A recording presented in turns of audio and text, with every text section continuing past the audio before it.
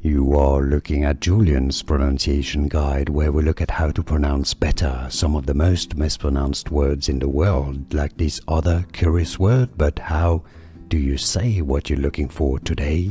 Let's learn once and for all how to pronounce this word. Yes, the spelling is a little bit confusing, and I believe this is because it's a word from French, always those French words.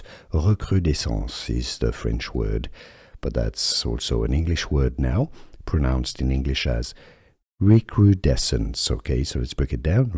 Okay, it's not r, it's in this case.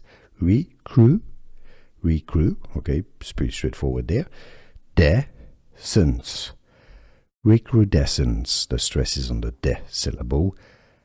Recrudescence, did you get this? Let me know in the comments. Remember, recrudescence. Here are more videos on how to pronounce more confusing words and names too many mispronounced. Like this video if you found it useful. I appreciate your support. I'll see you soon, and thanks for watching.